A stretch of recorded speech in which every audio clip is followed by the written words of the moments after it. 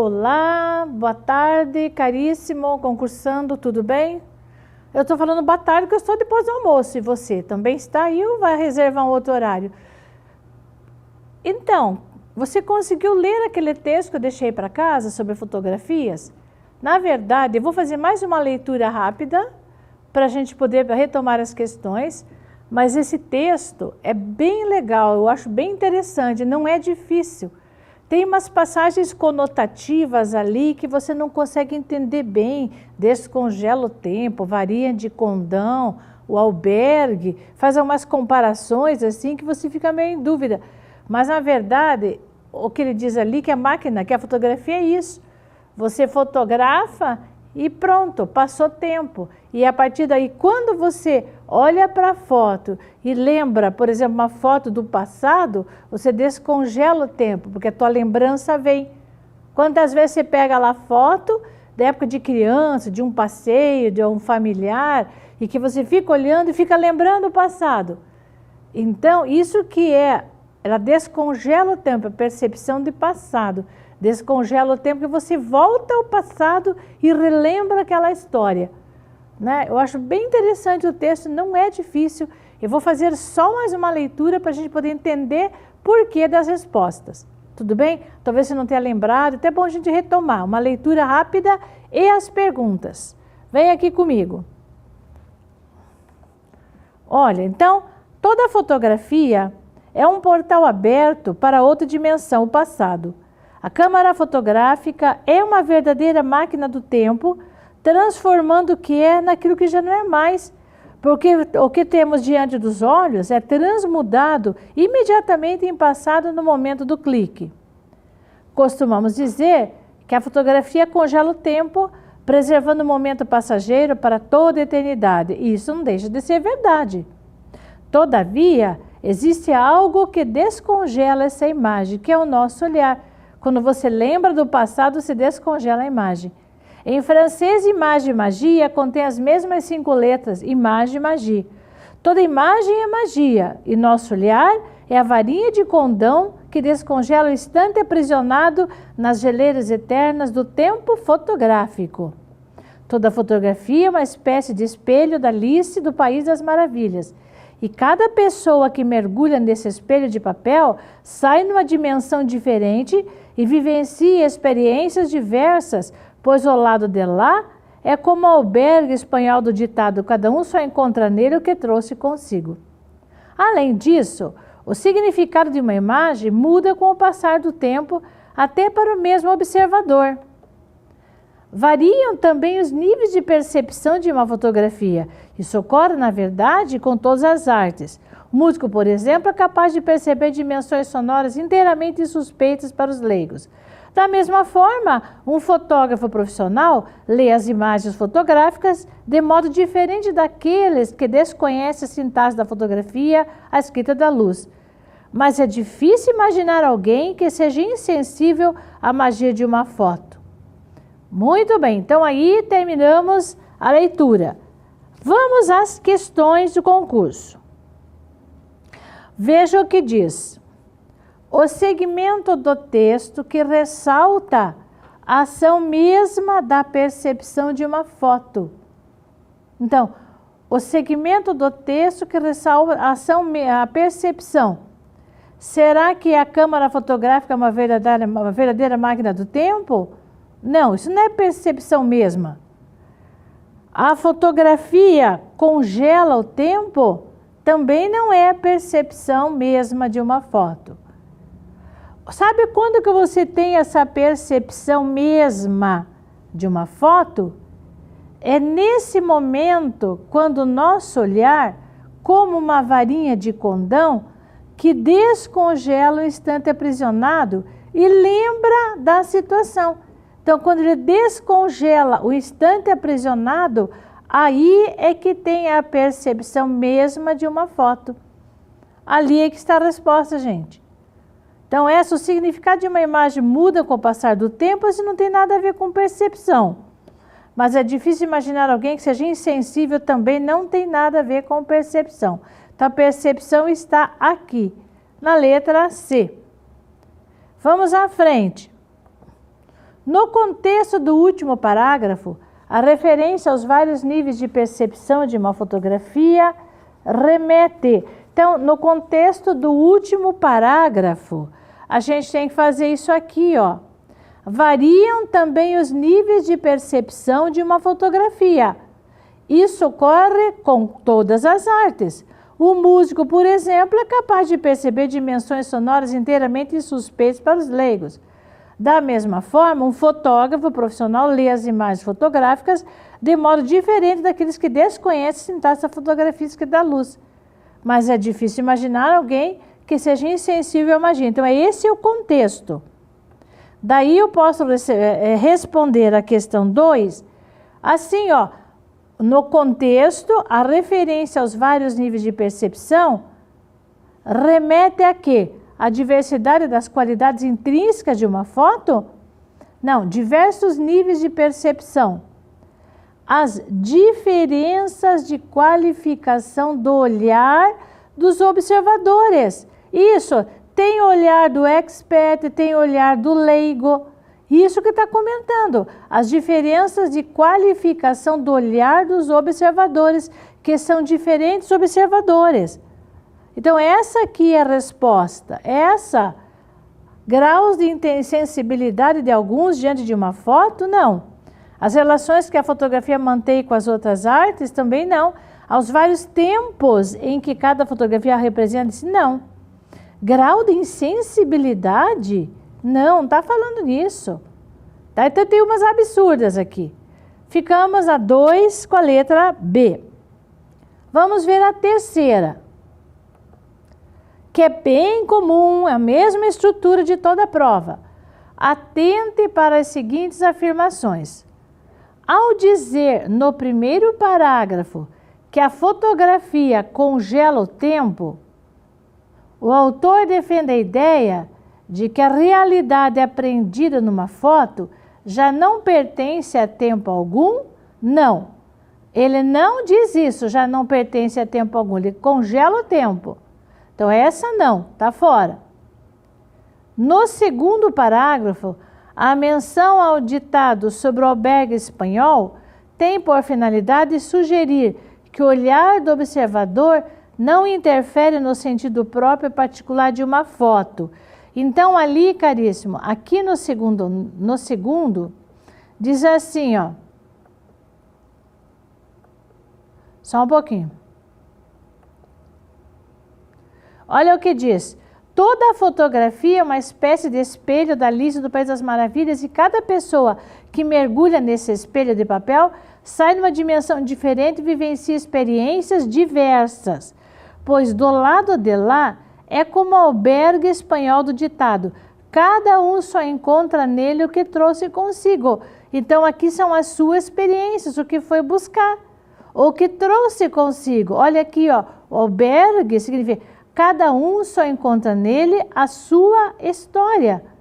Além disso, o significado de uma imagem muda com o passar do tempo.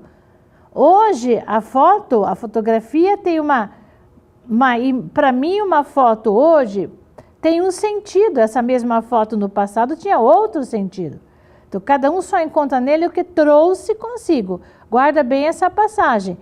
Aí, quando eu chego naquela questão que diz assim, no segundo parágrafo, a menção ao ditado sobre o albergue tem por finalidade sugerir que o olhar do observador não interfere no sentido? Claro que não. Interfere no sentido, e se não interfere, está errado. Então, essa também não. Essa também não. A terceira, um fotógrafo profissional, conforme sugere o terceiro parágrafo, vê não apenas uma foto, o fotógrafo profissional, mas os recursos de uma linguagem específica nela fixados. Caríssimo, essa é a única correta. Então, nós vamos marcar a resposta, a letra E. Essa ali. Vamos mais um pouquinho à frente. No contexto do primeiro parágrafo, o segmento, todavia, existe algo que descongela essa imagem. Pode ser substituído, sem prejuízo para a correção e coerência, por, todavia, uma ideia de oposição. Então, tendo isso em vista, há que se descongelar essa imagem? Não. Ainda assim, há mais que uma imagem descongelada? Não. Apesar de tudo, essa imagem descongela algo? Não. Não obstante é a mesma coisa que todavia, tá? Contudo, não obstante, aqui diz assim, existe algo que descongela. Há o que faz essa imagem descongelar. Algo que descongela essa imagem. Tá aqui, gente, resposta letra D. Há algo outro sim que essa imagem descongelará? Não. Então, a letra número 4 é a letra D. Daí a próxima. O verbo indicado entre parênteses deverá ser flexionado no plural para preencher corretamente a lacuna da frase. Gente, verbo no plural, eu tenho que procurar o sujeito da oração. Então, o sujeito também tem que estar no plural. Então, aqui diz, nessa questão, nem todos discriminam numa foto os predicados mágicos que a ela se atribuem. Está aqui a resposta. Esse atribui está se referindo a predicados mágicos, né? Que a ela se atribui. Então, ali é que vai para o plural. Letra A. Como fica B? Tem gente que confunde. Acha assim, ó, os tempos que... Muita gente diz assim, os tempos que documentam uma simples foto. Na verdade, tempo não documenta foto. Tempo não é sujeito. Tá? Então, as pessoas leem errado essa frase. O sujeito, caríssimos, tá invertido aqui, ó. Sabe quem que é o sujeito dessa oração? É uma simples foto documenta, tá? Então, uma simples foto é o sujeito, documenta os tempos. Os tempos é objeto direto, tá? Então, tá invertida a frase. O sujeito tá aqui, ó. Uma simples foto documenta os tempos. Tá? Então, uma simples foto que é o sujeito. Deixa eu tirar isso aqui para você não confundir. Tá bem? Tudo isso que não é a letra B. A C. A associação entre músicos e fotógrafos profissionais, o que é que remete às especificidades? A associação. Então, aqui tem que ser remete. Singular. Há poucos costuma ocorrer que... O que costuma ocorrer? Que as fotografias podem fechar admiráveis atributos. Então, há poucos costuma ocorrer. Tá? Agora, imaginem-se os sustos, concordando com os sustos, que causado aos nativos e tribos remotas, a visão não terá causa. Esse aqui que é o sujeito, gente. A visão não terá causado. Imagine os sustos que não terá causado aos nativos de tribos a visão de seus rostos fotografados. Então, esse terá está concordando com a visão. Por isso que é singular. Viu como as frases são trocadas? Tem que prestar bem atenção. Então, vamos à frente. que existe transposição de uma voz verbal para outra em. Então, para falar de voz, só lembrando a questão da voz passiva, assim, só um pouquinho.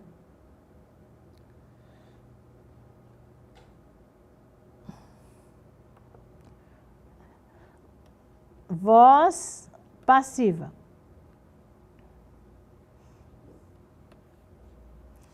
Por exemplo, se eu disser assim, a imobiliária aluga quartos.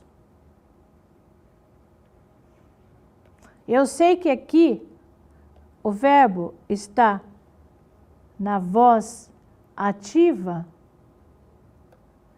porque o sujeito imobiliária é agente da ação, tá? Ele parte a ação da imobiliária. A imobiliária aluga quartos. Quartos é objeto direto. Então, a gente fala que esse verbo está na voz ativa. Para passar para a voz passiva, eu faço um X. O que é objeto direto vira sujeito. Então, quartos. Aí, como aqui tem um verbo no presente, eu uso o verbo auxiliar no presente concordando com quartos. Quartos são alugados pela imobiliária. Isso é passar para a voz passiva. Quartos são alugados pela imobiliária. Então, qual é a estrutura da voz passiva? Esse é um tipo de voz. Objeto direto virou sujeito, mas é um sujeito paciente, né? Daí você tem o verbo auxiliar, verbo no particípio, e pela imobiliária que era agente, continua sendo agente, mas o verbo está na voz passiva, agente da passiva. Essa é a passiva analítica. Então, esse aqui está na voz passiva, o verbo. Mas eu tenho outro jeito de fazer passiva, que é a curtinha, que é a pronominal. Eu volto ao verbo alugar, puxo para cá, aluga. Só que como o sujeito é quartos, eu tenho que dizer alugam, uso o pronome se, alugam-se quartos. Tá? Então, alugam-se quartos, que é o sujeito paciente. Então, veja como essa é passiva. As duas estão na voz passiva. Tá? Então, só pode ter voz passiva. Eu só posso fazer voz passiva o verbo transitivo direto. Aquele que tem objeto direto. Tem que ter objeto direto para ele passar a ser sujeito na voz passiva. Tá? Então, para fazer voz passiva, tem que ser transitivo direto, porque tem objeto direto que vai virar sujeito na voz passiva. Objeto direto nativa vira sujeito na passiva. Objeto direto nativa, está aqui, quartos, vira sujeito na passiva. É isso. Então, e essa é a estrutura de voz passiva. Né? Então, já falei sobre isso, mas vou adiantar. Não tem voz passiva. Eu me vejo na obrigação de explicar. Não tem voz passiva. Os verbos que não são verbo transitivo indireto, né? Mais ser, mais objeto indireto.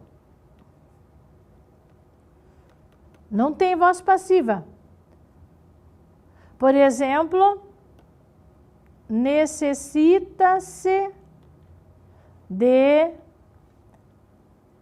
experiência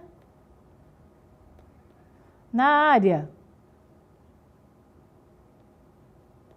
Então, eu não tenho como passar para a voz passiva quando eu tenho preposição. Necessita-se de experiência, não tem. Esse daí é sujeito indeterminado, né? Ou sem o ser, ou com o ser, por exemplo, verbo intransitivo.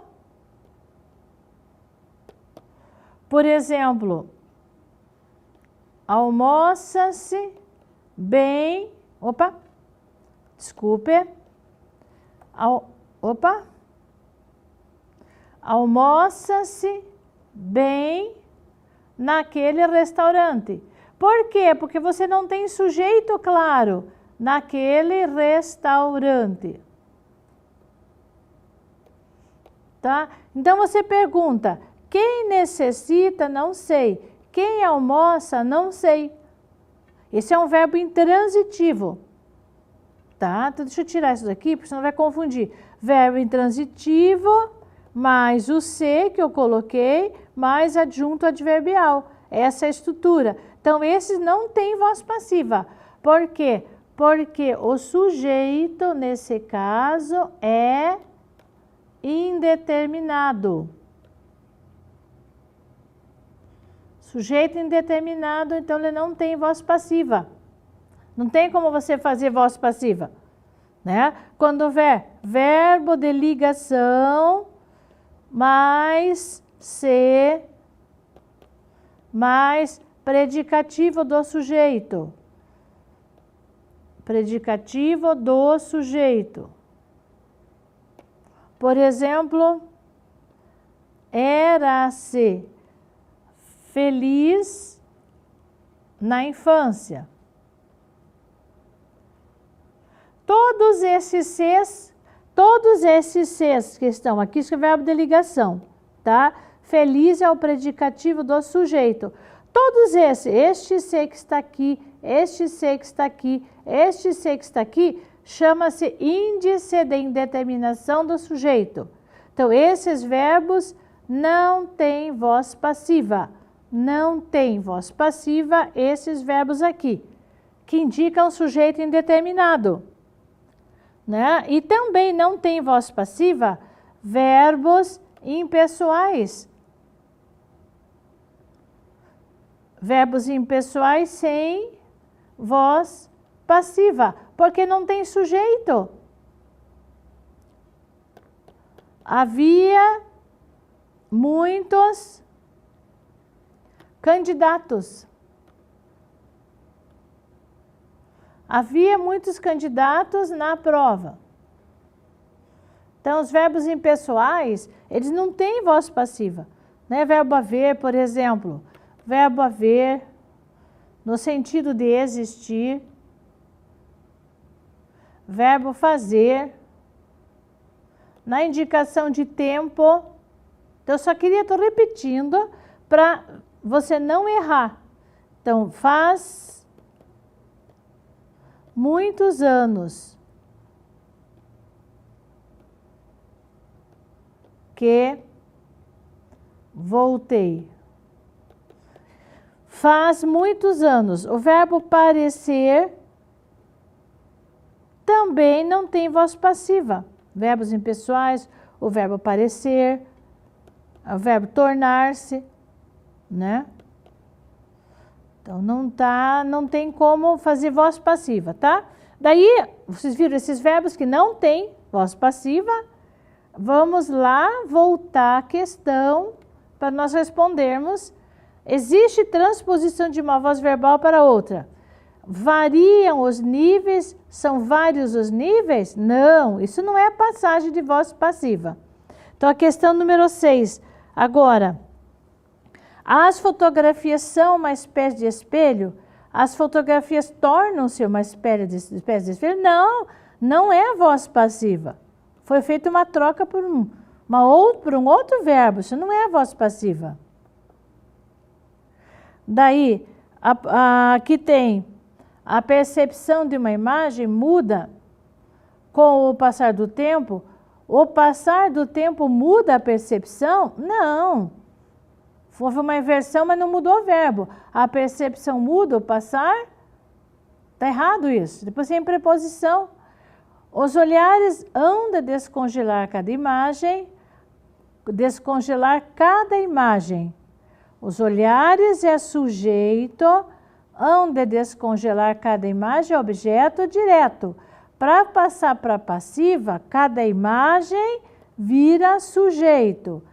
Hão de descongelar, há de ser descongelada. Pelos olhares. Está aqui, gente. Isso é voz passiva.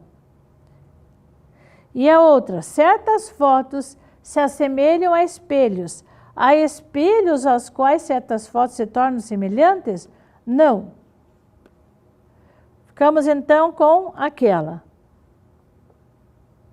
E daí, gente? Está plenamente adequada a pontuação da seguinte frase. Bem, nós vamos depois parar na próxima aula falar um pouquinho de pontuação. Então, nós temos aqui, ó.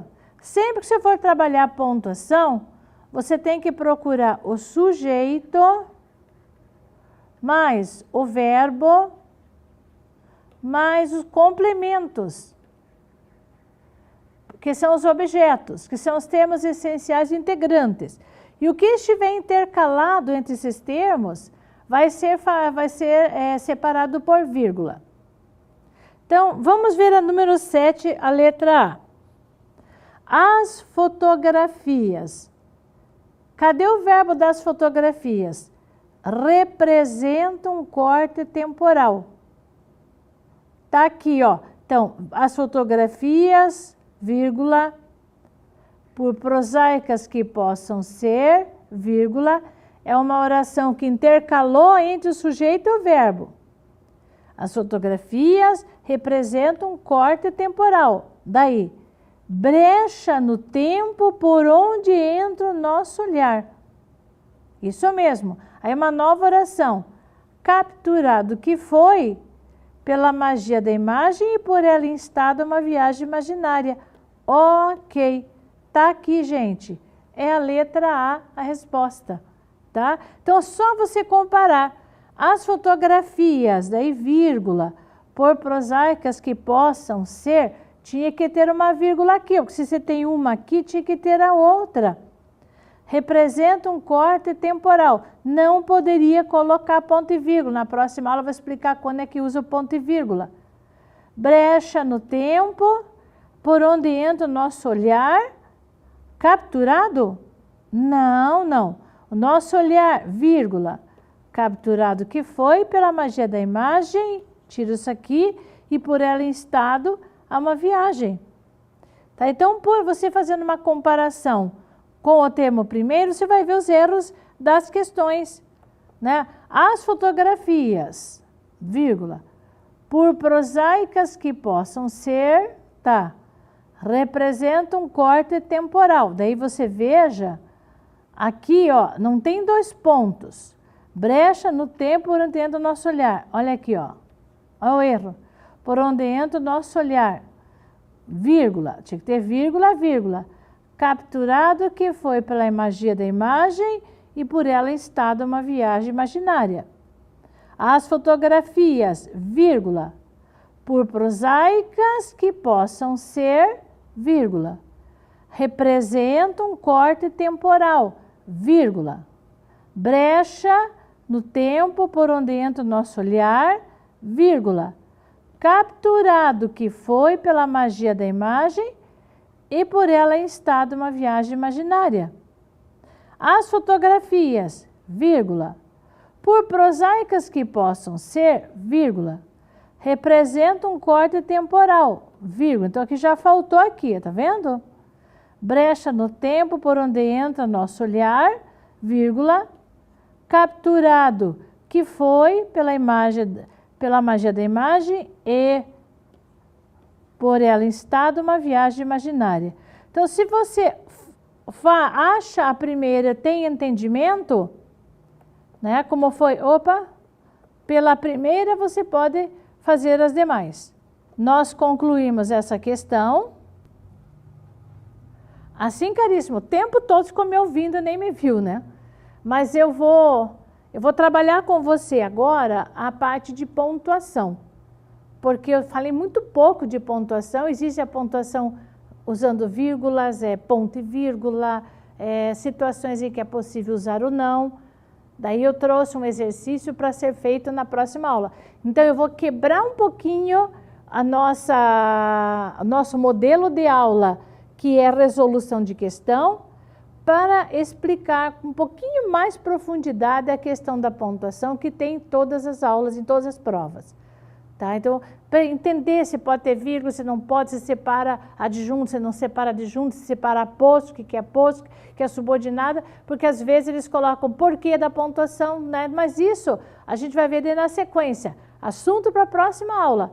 Eu agradeço de novo a sua atenção, né? Continue estudando e até a próxima aula, se Deus quiser. Tchau!